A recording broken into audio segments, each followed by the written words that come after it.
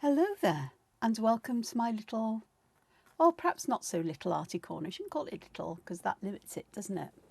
But thank you for joining me here in my arty corner here on YouTube. My name's Angela Porter, and amongst other things, I'm known as a colouring book artist, or perhaps best known as being a colouring book artist.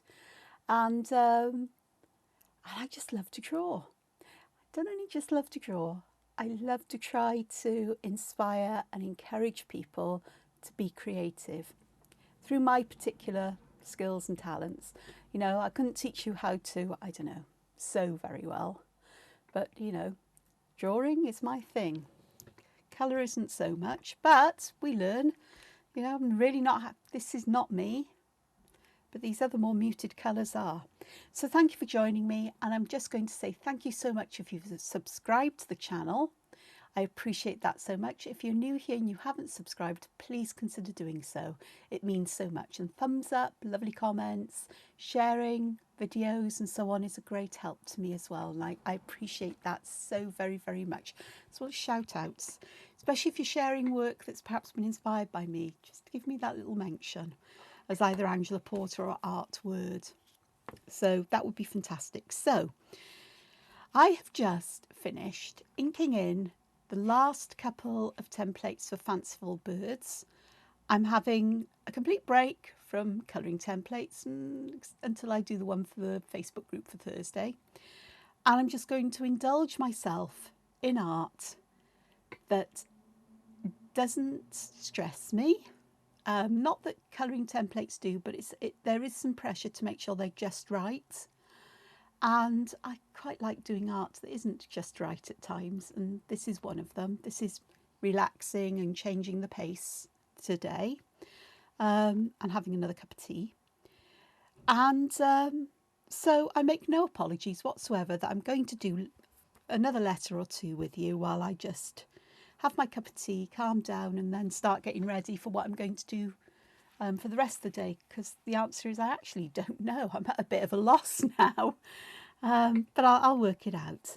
So these letters, I've been doing a lettering course and I still haven't finished it on Domestica, so perhaps I'll go back to that and review some of the lessons and see what's to be done next. But I really am trying to find my way of working with lettering, and I think it's complex and it's not easy for me to work this one out.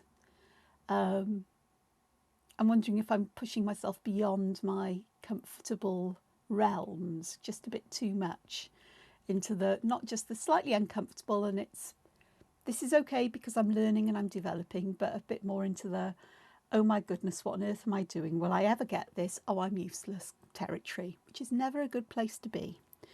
So, but these are things I like. It's using a shape to fill them in with pattern.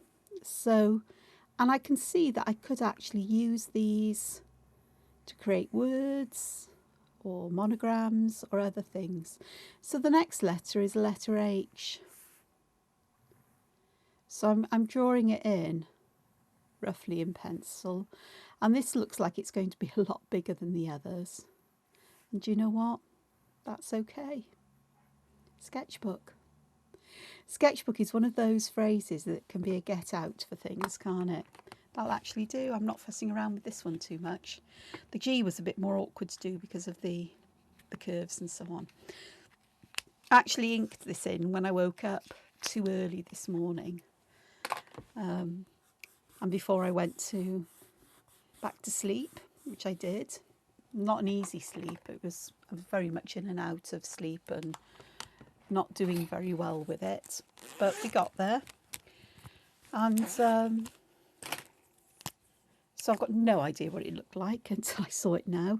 Some little places that need touching up. It's a lovely sort of dusky colour here. It reminds me of Victorian velvet in distress inks. And here where I did something here and I didn't like the result, so I'm just going to put some dots of white gel ink here just to break up the mottled pattern a bit more, I think, and just to add something a bit different. I got a sneaky suspicion this ink will actually sort of like dissolve into the gel pen, but if that happens, well, it happens. So how are you all doing? I hope you're all doing well. I hope you're all finding time to be creative.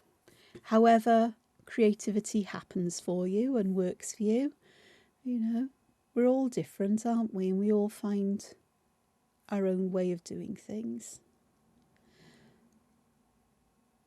And I think it sometimes can be quite difficult in this day and age, especially because social media and looking at other people's work, and it's hard, isn't it? And you compare what you're doing to other people and you think, oh gosh, that is amazing. Why is my work not like that? And yeah, it gets to us all, especially in our weaker moments, doesn't it? And yeah, I am talking about me here because I'm not immune to it. It's one of these things where social media is both a blessing and a curse, I think. But it's, you know, again, it is what it is, and I use that phrase a lot. But it's sort of an acceptance, isn't it? That sometimes we just have to accept things for what they are and navigate our own way through them.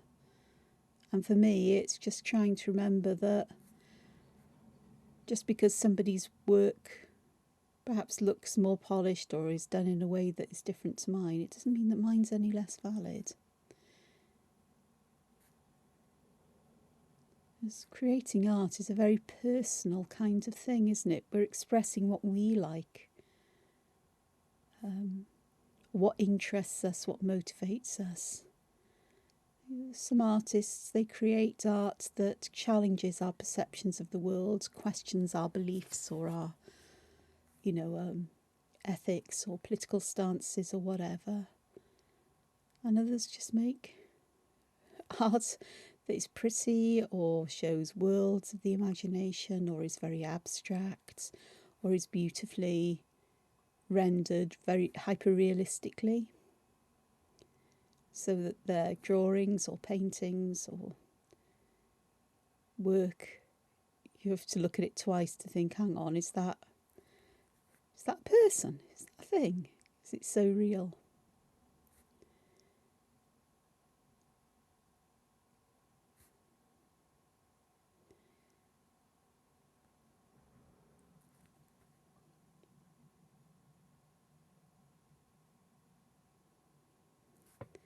I think I tend to like to create art that is pretty more than anything. I think that's my kind of thing. I'd love to be able to create art that has some kind of a message. And who knows, perhaps I'll manage that one day. That may be why I want to use lettering. I don't know yet. I do know words are important to me, always have been. Now that is an interesting pattern. I don't know what it is or where it's from, but it's, I started with a chain of these sort of leaf shapes, and I've just repeated the shape within and filled the central one in. And it reminds me of cells, I think, in an organism perhaps, or some kind of fossil. I'll tell you what I do need to do though. I need to just use this eraser just to knock my pencil back a little bit, because otherwise it gets stuck under the ink and you never get rid of it. But if the paler it is, the less noticeable it is afterwards, which is great. So this little corner I'm going to fill in with some lines that are broken with a dot or two, depending on how my pen insists on working.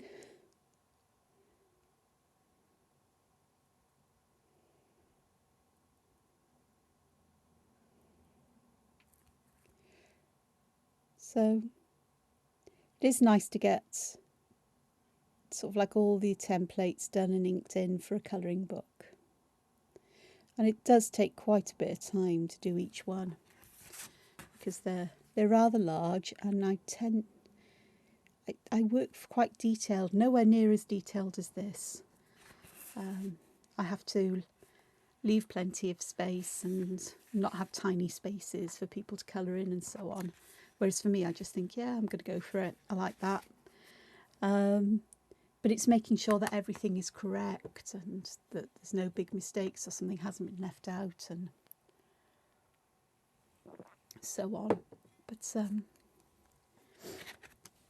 it's still a nice relief, even if there's some editing to do. It's a potch, and it's, you know, you think, oh, not more of this.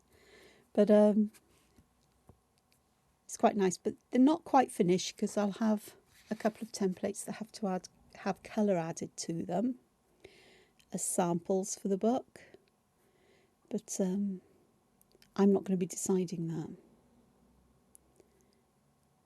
I might be asked for which ones I particularly like.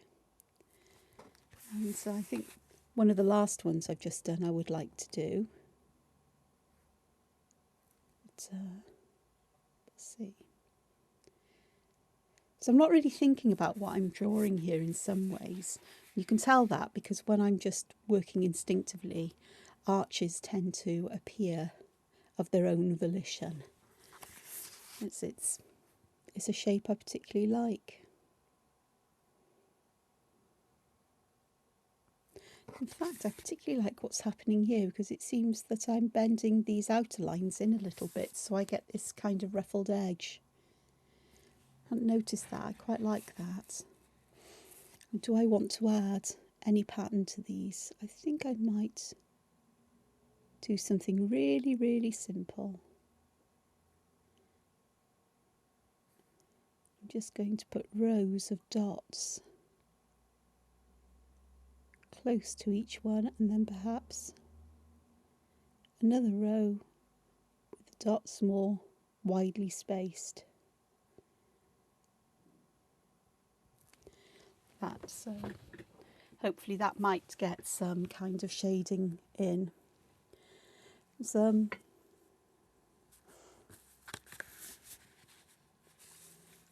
do like to do things that are very ornate and intricate, but I also try to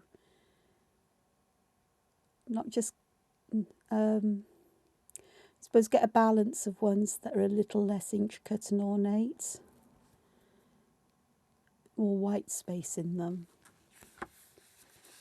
Don't always manage it, but I try. I do try. Okay.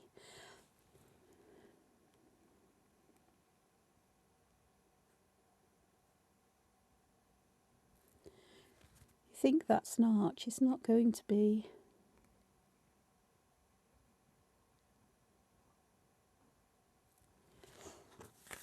I'm using a Staedtler triplus, triplus, however you want to pronounce it, fine liner. I think these are 0.3mm, so they are finer than the Arteza Ink Onyx. I think that's why I prefer them. But I have a bit of a thing about pens, and I think I'd have a house full of pens if I wasn't careful. In fact, I must probably have half a house full now. That was probably an exaggeration, but dear goodness. But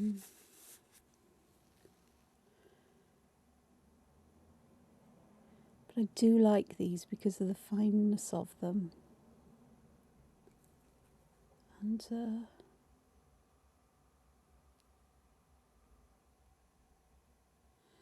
they do have some of these lovely dusty, vintagey, muted colours in them. They have some that are very garish as well. Well, garish to my mind. I know that other people love those kinds of colours, and that's fine. But at one time, those had been the ones I would have chosen. But when it comes to lettering, this always seems to feel right. And often now with drawing in colour or adding colour. You know, bright colours are great, but it's amazing how many times I'm creating colour palettes on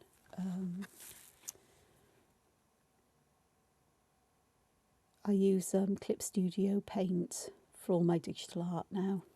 Occasionally go back to Autodesk Sketchbook, but that's only when I'm frustrated because I can't find a simple way to do something in Clip Studio Paint, which I know I can do quite simply in Autodesk. But so it really is a lovely program to use, and I can set up as many colour palettes as I'd like there. I can save them, so I can sort of like save them and reload them at a later date. And a lot of them are going towards these softer muted colours, which is both a surprise and something that I'm quite pleased about in some ways. So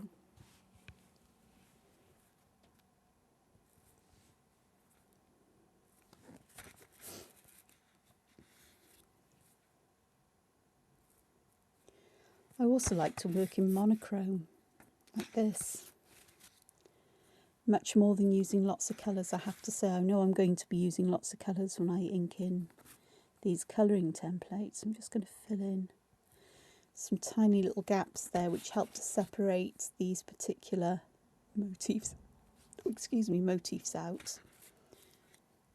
Not entirely sure what these are, but they're something. Mushroomy, perhaps? Possibly.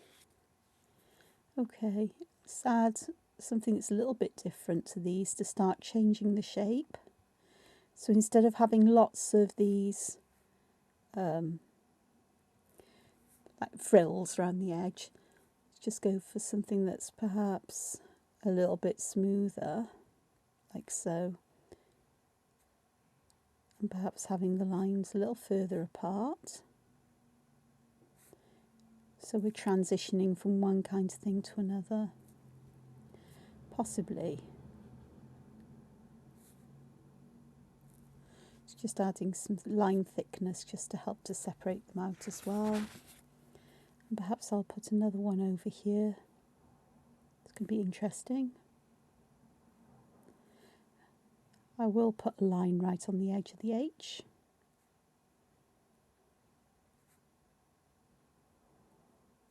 Get that there.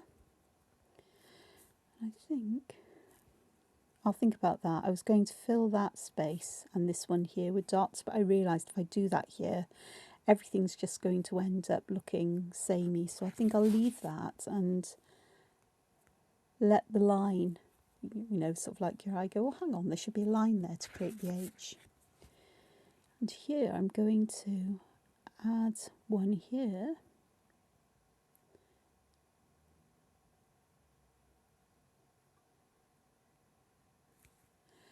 And I'm going to use the edge of the H, sort of. I've gone outside my pencil line, but that's okay. It is what it is, it happened, and we'll work with that.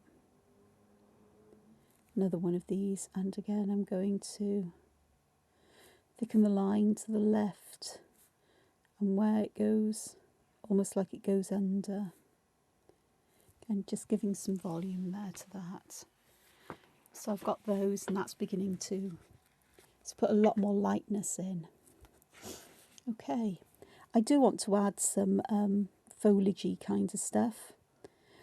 I could use flax or something like that, but I was using this kind of thing yesterday. Excuse me. So I think I'll make use of that kind of pattern again.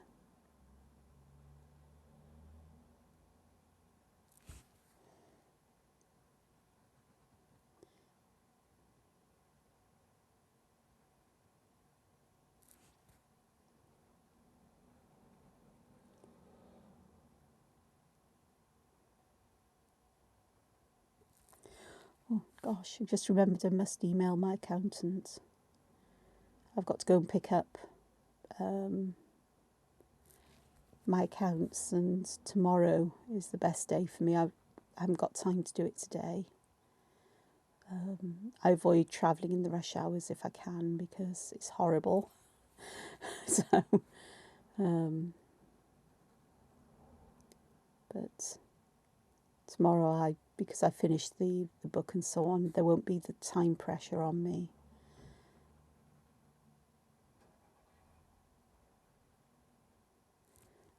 So that'll be nice. And if it's a nice day, I may even take my pterodactyl kite and give it its first flight somewhere. Because not too far from where she lives, there's plenty of beaches and so on, and schools are in, so they should be relatively quiet there, and I could do with a hand with it, because I'm really useless at kite flying. It's not that this one's complicated. I think it is just a single string, so it's not a stunt kite in any way, shape or form, which I could never get the hang of anyway. But I just want to fly a pterodactyl. I have a thing about pterodactyls. I have a number of cuddly toys, sort of like kept safe here. One of them's called Patarquin. Another one is Petreva, and I have and there's a third one I haven't named yet. But I have a pterodactyl skeleton. It's not a real skeleton. It's not even very realistic. It's made out of wood, but it's definitely pterodactyl. And it hangs over my bed, and he's called Pateri. And the P's are silent, but I always pronounce them. And he's named after Terry Pratchett, who is known as Pateri around in certain circles. And he's one of my favourite authors. I love his sense of humour and his wry commentary on humanity, I suppose, and life. So, sadly lost too soon through early onset Alzheimer's. Or early onset dementia. It was awful. Poor chap. But, yeah, so me and pterodactyls. Oh, fossils in general. I've always had an interest in dinosaurs that still exists with me to this day. It's not an obsession, but I still have an interest in them. I like to hear about new findings and new types and so on. But I do not have an encyclopedic knowledge. That word didn't sound right when it came out of my mouth, so I might have mispronounced it there. Encyclopedic?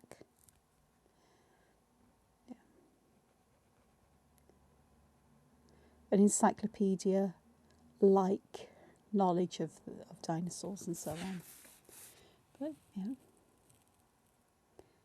I had to go and visit Dippy the Diplodocus when he visited Cardiff a couple of years ago, just before the first lockdown actually. I managed to get to see him not long before he went to his next home. So he was doing a tour of the UK.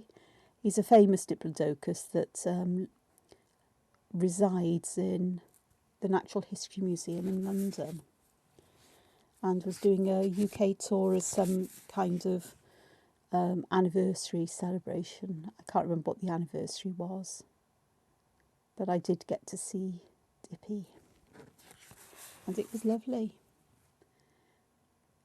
I can remember going to the Natural History Museum in London when I was quite young. I think I was about 11, most probably. 11 or 12 the first time. I remember it. And we'd gone to London because the rest of my family, well, my siblings, were performing in the St David's Day concert they used to have in the Albert Hall, the presence of some royalty or other. And they were performing because the school that they went to, so I was in secondary school, the school they all went to was very heavily involved with the Artwyrd. And the Artwyrd is like, it's an organisation for arts, crafts, performances and so on, particularly for, and to promote Welsh, for young people and particularly schools. And this primary school used to win the Eisteddfod nearly every year from time. And my brothers and my younger sister were always involved, but never me. because apparently I couldn't sing, I couldn't recite, I couldn't dance or act, so I didn't do anything, but I had to go along to these concerts and things. And we arrived there early in the day because I think it was a bus, so sort of like a couple of buses went from the school with not just the performers but family on and, you know, things like that, because there was a rehearsal in the day for the performers. And so I was taken to the Natural History Museum, unusually by my mother, and there was somebody else with us, and that was most probably why, because there was somebody with us. I can remember having egg, beans and chips for lunch there, and it's the first time I can remember having a meal out bought for me like that.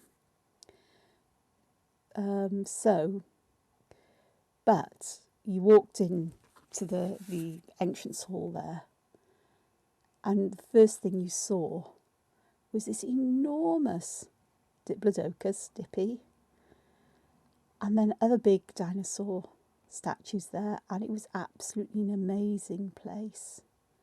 I really didn't want to leave there. I can still remember even to this day the smell of the not just the museum but of the restaurant cafe. It's sort of like it had its own kind of scent that I've not smelled anywhere else since, and I don't remember smelling it when I've visited there since. So I've returned to the Natural History Museum a number of times over my life, and I still have a huge fondness there. I think the last time I went there to see the feathered dinosaur fossils from China, and that was amazing. Dinosaurs with feathers on. Another link that dinosaurs are more like birds than reptiles, for sure. So all fun. So I have my pterodactyl kite, which is, I was trying to think, how did I get onto that? Storytelling time. And I bought it for myself Christmas before lockdown, and I've never had a chance to fly it because I have become so nervous about going anywhere. And so, but more importantly, I think I'll need somebody who can help launch the blasted thing, because it's not huge. But there have been reports of people flying these kites and people seeing them and thinking it's a real pterodactyl. And that is also part of the fun of it. Will it confuse people? I don't know, but I'm certainly willing to give it a go. That appeals to my sense of humour, I think, more than anything. So this one, I've got a lot fewer patterns in this already. I've got a big swathe of this up here, which I'm quite happy with. But I think I'm going to start tucking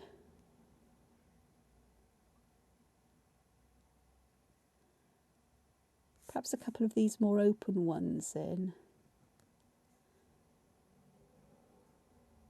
I say open ones, I think you know what I'm talking about because you can see me drawing them. These particular ones in, just to, I like to use the same pattern in multiple places to tie everything together.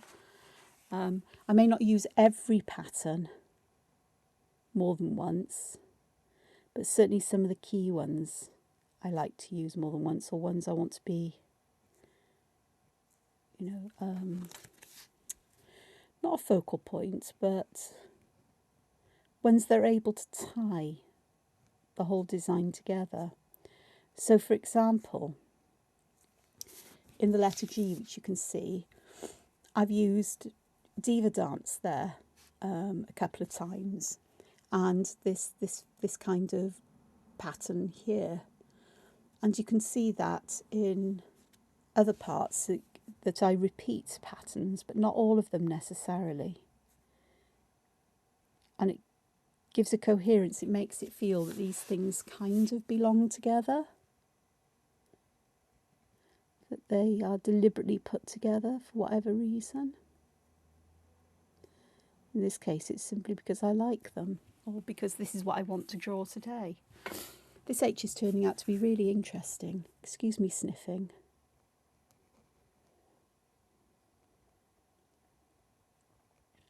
Must be something in the air that's setting off asthma and allergies and whatnot. My asthma's okay though, but something isn't right here. Tell you what isn't right. I haven't thickened some of these lines to give some shadow there and some volume. Because to me that's quite important, just doing something simple like that. So yes, I could add shadow, and I may do that. I may not. I think I said in my last video, and I'll say it again today, is that adding shadow could be a bit tricksy with these because these pens are water soluble.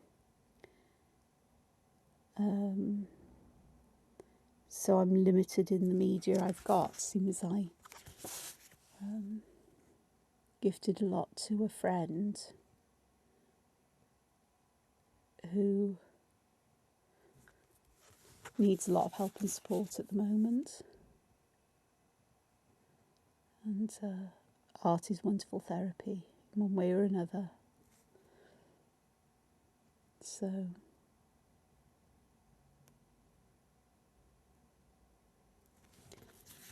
but it's fine. It's all fine and good. And part of me says to myself is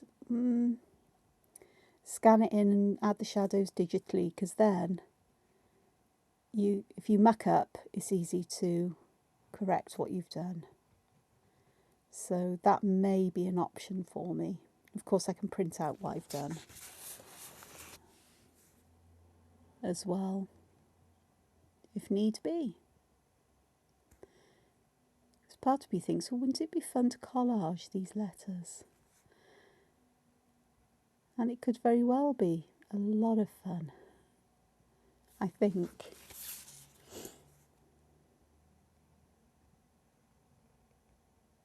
Oh, what am I doing here? Well, I'm going to use some of this and repeat this over here as well, I think.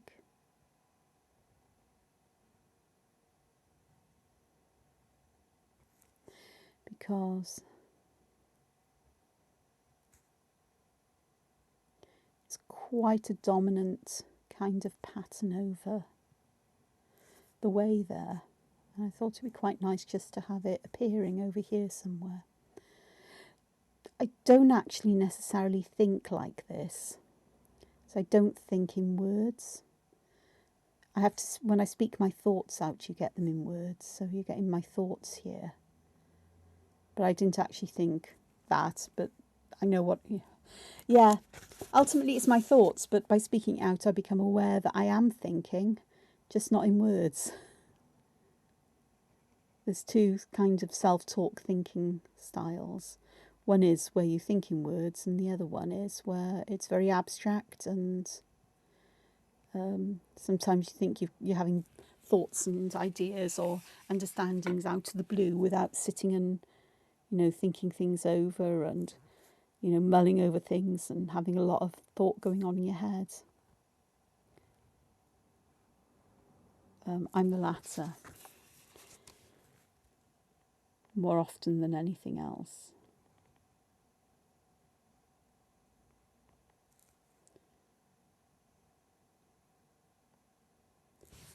So, and yeah, it's going in a different direction to this one, but that's fine. I can live with that as well. In fact, it looks quite nice under here. I think I definitely do want to add some shadowing to these, but as I've made the decision I'm going to do this digitally, I'm not going to try and use alcohol markers or anything else here. I'm afraid you might have to wait a little bit until I've scanned it in and done that. And it certainly won't be today because I'm digital arted out today.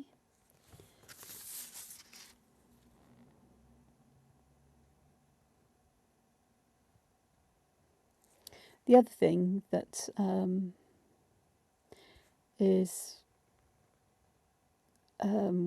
be a change as a result of me completing that book is that for a little while I'll be a bit more consistent about publishing videos. The last couple of weeks have been a bit all over the place, depending as to what's been going on and what needs to happen. Don't know whether I'll go back to trying to get one out nearly every day in the week, because that is a lot to do and it takes me away from doing other things that perhaps I need to do. But I'll have to look at the kind of schedule I do. But then I draw every day, and so if I'm recording something I'm doing, it doubles up, doesn't it? So I'll see what happens. But there definitely won't be videos on either a Wednesday or a Thursday, depending on when I decide to do the template for the colouring book fans group on Facebook. And Sundays, it's just a strange day with I have lots of things going on online, which are pleasant things. But it's a day I tend to take a quieter day generally.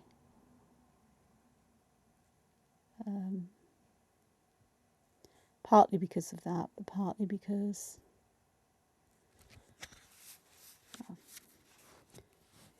it is what it is. That's looking quite interesting, isn't it? I think so. Okay, next job. I think I want to add, do I want to add those here? I don't know. Definitely want some little arches. Because me and arches, well,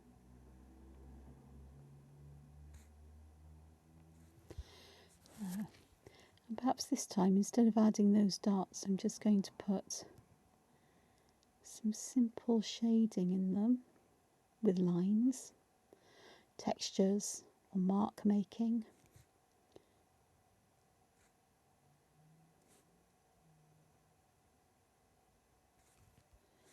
So that's quite nice there. And then this one,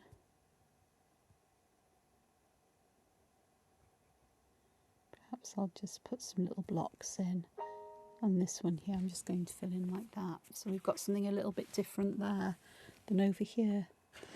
And then this area,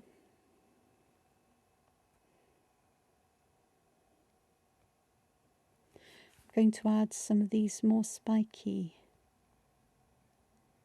When I say some, I might only add the one. Some of these spikier variants of whatever these are. Mushroomy, perhaps.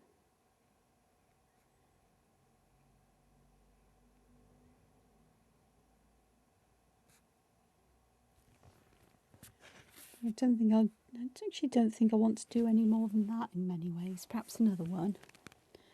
So I'm going to slot one in here. And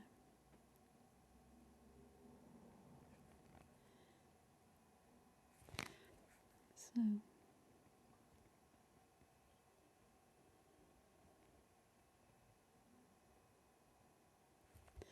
that'll work.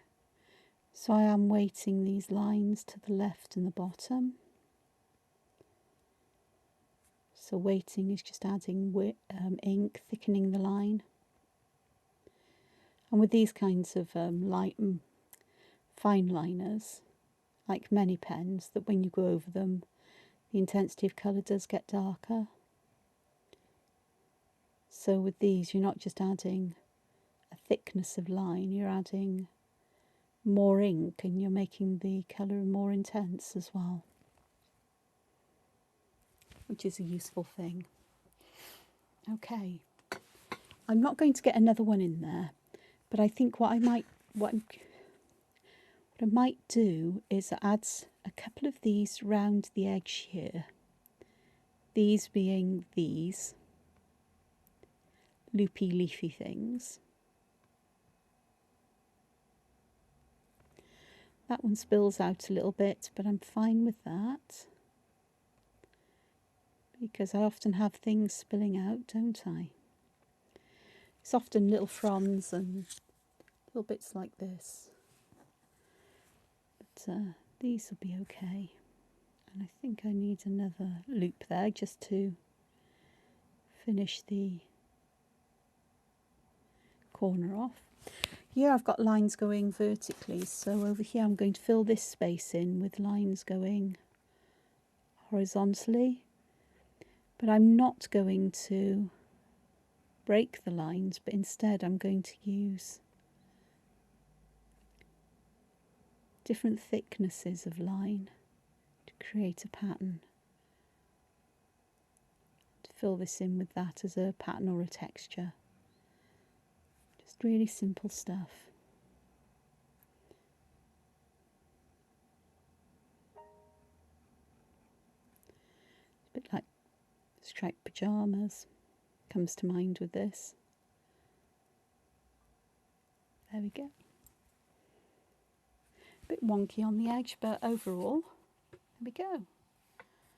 So that's my letter H done. And how long did it take me? About 40 minutes. So that's actually not too bad at all. That's not too shabby at all, is it? It's a bit of a strange letter H. It's a bit wonky, but I might have drawn it a bit wonky, but I know I can always adjust that digitally if I need to. In the same way I could cut it out and use it on its own or in another way once I've scanned it in. It's just I've never really thought about all of this as far as digital art is concerned. So I do hope that you have enjoyed this today, that it's given you some ideas for things to do and to try out here, and that you'll give things a go. I mean, this is me working within letter shapes, but you could choose any shape that you like. The ideas that I use, the way I think about doing things like this is the same regardless of what I'm creating them with. So perhaps in my next video I'll use a letter outline and add pattern around the outside, because that could be fun. Tell you what, I do like this here.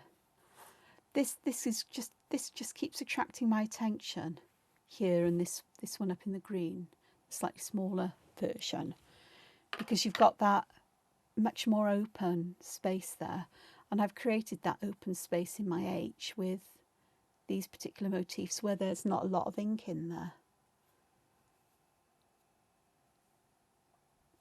I keep looking at this and I think I really like that. It really is like there's something underneath and it's poking out. The shadow will really help to bring that out. So you need to remember that. This is why we do things like this. It's why I keep a sketchbook. Don't often go back and look in them, but I need to more often. Is to remind myself that I like things like this and to work with it more so it becomes embedded in how I work. And I wasn't fussed yesterday on this zigzaggy bit here, but actually now I'm looking at it, I'm okay with that. It's not as jarring to me as it was yesterday. Isn't that interesting? I always say you might not like something when you do it, but give yourself some time away from it, do something else, come back and look with fresh eyes, and you think, actually that's not bugging me as much as it did. And it isn't. It is what it is, and it serves a purpose there. It might not be the best pattern to put there, but it doesn't matter. It works. How interesting. There we are. What fun. And all the different colours, it's lovely to see them and to understand how I can make use of, or correction, let me say this again. It's interesting to me how I'm developing a relationship with colour and using it to create drawings. I suspect that monochrome is the way for me to go, rather than trying to use multiple colours or different shades. Different shades of monochrome might be all right, but just one colour pen works best. For me, for now, going to any more, and that really does push the boundaries of what I'm comfortable with. you know, actually getting me to draw it with coloured pen is actually a huge step forward for me. So with that, I'm going to say thank you for joining me. Said I hope you've enjoyed this. I hope it gives you some ideas, something to think about and to try. And however you use patterns, however you put them together, that's fine by me. You don't have to do them like me. But thought process and just going with it. And little things, what have I mentioned today? It's things like using similar kinds of patterns or repeating the pattern throughout something like this to make it feel like it all belongs together. I'm not necessarily sure I've accomplished that in each and every one of these, but that's how it's beginning to pan out. And also, so they all feel like they belong together. There's either vaguely common patterns or similar kinds of motifs or shapes in each one. So this one on the face of it doesn't look very similar to, say, my letter A, but we've got circular shapes here and those lines there. So those echo even if it's not entirely exactly the same. And there's some horizontal lines here which I've used here, but vertically, and so on. You know, we've got patterns of lines here and some arches there, slightly differently, but it doesn't really matter too much because they're there.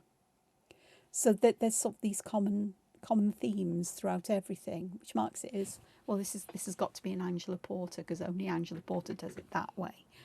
This way. Other people do it similar ways. I'm wittering now, so I'm going to go and drink my tea, which has cooled off sufficiently, I think, for me to gulp it down. And I shall see you again, hopefully, in the next video. So until then, take care, wield your pens with passion and with comfort, and I'll see you again soon. Bye-bye for now. Bye.